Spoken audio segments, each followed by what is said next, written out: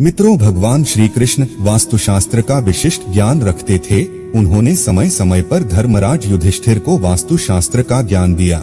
यह ज्ञान समस्त मानव जाति के लिए अत्यंत महत्वपूर्ण और कल्याणकारी है। श्री कृष्ण ने 2 ऐसे पेड़ पौधों के बारे में बताया है जिनका भवन की सीमा में होना दुख एवं दरिद्रता लेकर आता है। ये वृक्ष घर के सामने होने से उस घर में निवास करने वाले लोगों की कभी उन्नति नहीं होती है। उन्हें हमेशा पराजय और निराशा का ही सामना करना पड़ता है। मित्रों, वास्तुशास्त्र के अनुसार वृक्ष तथा पौधे हमारे भवन की सुंदरता को बढ़ाते अवश्य हैं, साथ ही ये वातावरण को शुद्ध रखते हैं। वृक्षों से सकारात्मक ऊर्जा का संचार होता है जो हमारे जीवन के लिए अत्यंत आवश्यक होती है। वृक्ष नकारात्मकता को कम करके वातावरण को अधिक सकारात्मक बनाने का कार्य करते हैं। घर के सामने शुभ पेड़ पौधे लगाने से घर में बरकत आती है। साथ ही यह पेड़ पौधे कई प्रकार के वास्तु दोषों को नष्ट करते हैं। घर के आंगन में खड़े वृक्ष देवताओं के समान हमारे घर की रक्षा करते हैं। इसीलिए हमारे पुराण और शास्त्रों में भवन की सीमा में कुछ शुभ वृक्षों का रोपण करने की सलाह दी गई है। आज हम जानेंगे कि हमारे घर की सीमा में कौन से वृक्ष तथा पौधे होने चाहिए और कौन से वृक्ष नहीं होने चाहिए। जैसे कुछ वृक्षों को शास्त्रों में शुभ बताया गया है, उसी प्रकार से वास्तुशास्त्र में अशुभ वृक्षों तथा पौधों का वर्णन मिलता है। इन वृक्षों का घर की सीमा में होना अशुभ और अमंगलकारी होता है। ये वृक्ष घर के सामने होने से दुख तथा दरिद्रता का ही सामना करना पड़ता है।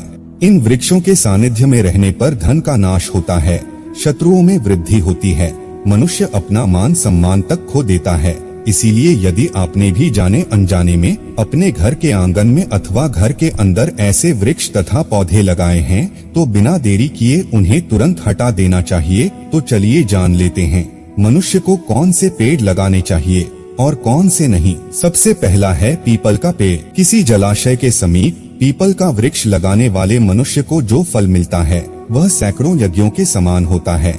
जब पीपल के पत्ते उस जलाशय में गिरते हैं तो वे पिंड के समान होकर पितरों को तृप्ति प्रदान करते हैं। इससे सभी प्रकार के पितृ दोष समाप्त हो जाते हैं। श्री कृष्ण कहते हैं, जो मनुष्य नित्य स्नान करके पीपल को स्पर्श करता है वह सभी पापों से मुक्त होता है और कभी पराजित नहीं होता है।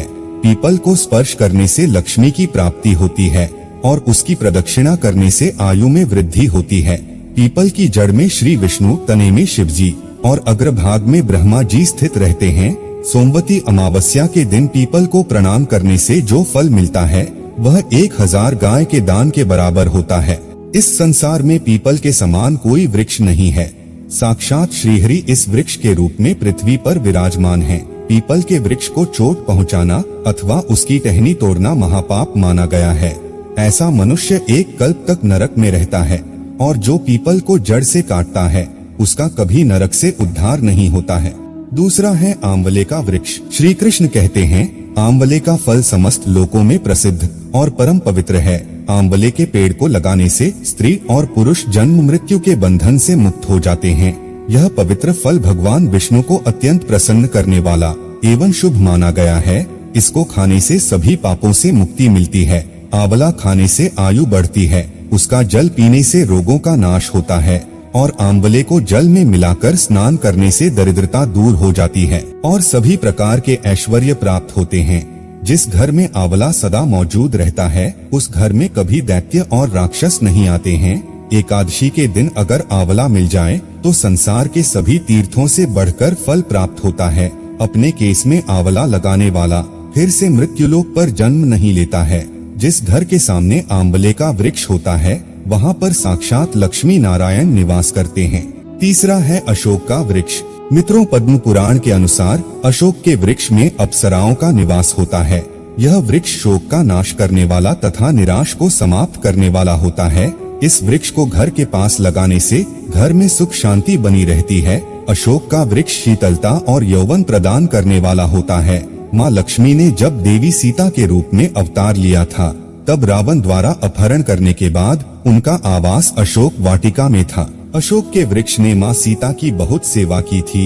इसीलिए माँ सीता ने अशोक वृक्ष को यह वरदान दिया था कि जिस भी स्थान पर यह वृक्ष होगा वहाँ पर उनका सदैव ही निवास होगा। चौथा है पाकड़ का वृक्ष। पद्म पुराण के अनुसार प्रत्येक मनुष्य को पाकड़ का वृक्ष अवश्य लगाना चाहिए। यह वृक्ष लगाने से जो फल मिलता है वह महायज्ञ के समान होता है। कलयुग में मनुष्य यज्ञ नहीं कर पाएंगे, इसीलिए उन्हें एक पाकड़ का वृक्ष अवश्य लगाना चाहिए। 5वां है नीम का वृक्ष। पद्म पुराण के अनुसार नीम का वृक्ष लगाने से सूर्य देव प्रसन्न होते हैं। नीम का वृक्ष आयु प्रदान करने वाला माना गया है। इसे घर के पास लगाने से नाना प्रकार के रोगों से छुटकारा मिलता है। माँ लक्ष्मी को नीम के पत्ते अत्यंत प्रिय होते हैं, इसीलिए वह नीम के वृक्ष के पास निवास करती हैं। घर के सामने नीम के वृक्ष का रोपण करने से धन संपत्ति की प्राप्ति होती है। 6वां है जामुन का वृक्ष।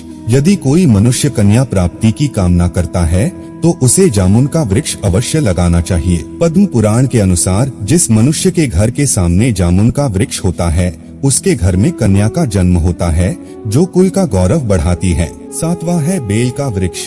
पद्म पुराण के अनुसार बेल के वृक्ष में भगवान शिव और गुलाब में देवी पार्वती का निवास है, इसीलिए अगर बेल के वृक्ष के पास गुलाब का पौधा लगाया जाए तो शिव पार्वती का आशीर्वाद प्राप्त होता है। उस घर में कभी दुख दरिद्रता नहीं आती है, उस घर में कभी अकाल मृत्यु नहीं होती है और कोई स्त्री विधवा नहीं बनती है। 8वां है नारियल का पेड़। नारियल का पेड़ लगाने से पुरुष अनेक स्त्री का पति बनता है। नारियल किसी भी धार्मिक अनुष्ठान का आवश्यक अंग होता है।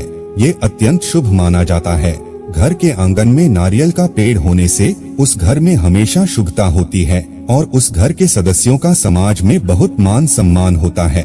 सुंदर पत्नी की कामना करने वाले मनुष्य को अनार का वृक्ष लगाना चाहिए। पलाश का पेड़ ब्रह्म तेज प्रदान करता है, इसीलिए इसका रोपण अवश्य करना चाहिए। वंश वृद्धि और संतान प्राप्ति की कामना करने वाले मनुष्य को अंकोल का वृक्ष अवश्य लगाना चाहिए। अगर मनुष्य किसी बीमारी से पीड़ित है तो उसे खैर का वृक्ष लगाना चाहिए। खैर का वृक्ष लगाने से बड़े बड़े रोग नष्ट हो जाते हैं। ये वृक्ष आरोग्य प्रदान करने वाला होता है। कुंद अर्थात मोगरे के पेड़ में गंधर्व निवास करते हैं, इसीलिए इस पौधे का रोपण अपने घर के पास करने से कार्यों में सिद्धि और शुभ फलों की प्राप्ति होती है। खासकर कला के क्षेत्र में काम करने वाले लोगों को यह पौधा अवश्य लगाना चाहिए। यदि किसी मनुष्य को चोर और लुटेरों का भी डर सता रहा है तो उसे अपने घर के पास बेंत का वृक्ष जरूर लगाना चाहिए। ये वृक्ष चोर लुटेरों को भयभीत करता है और घर की रक्षा करता है। चंदन और कटहल के वृक्ष पुण्य और लक्ष्मी प्रदान करते हैं। इन वृक्षों का रोपण करने से दुख दरिद्रता समाप्त हो जाती है। केले का पेड़ भी बहुत शुभ होता है और यह घर में सुख समृद्धि और खुशहाली लाता है।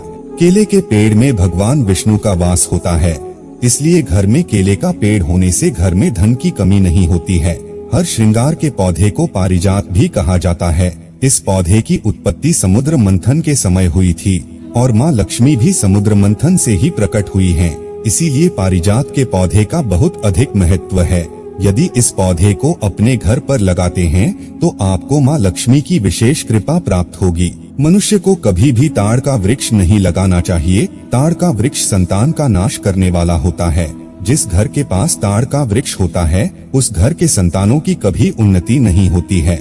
मनुष्य को कभी भी अपने घर के पास बहेड़े का वृक्ष नहीं लगाना चाहिए। इस वृक्ष पर प्रेतों का वास होता है। जो मनुष्य बहेड़े का वृक्ष लगाता है वह प्रेत बन जाता है। इसके नीचे बैठकर कभी पूजा पाठ भी नहीं करना चाहिए। सुंदर पत्नी की कामना करने वाले पुरुष को दांख का पेड़ लगाना चाहिए। अगर किसी मनुष्य को शत्रुओं का भय सता रहा है तो उसे केवड़े का वृक्ष लगाना चाहिए। यह शत्रुओं का नाश करने वाला होता है।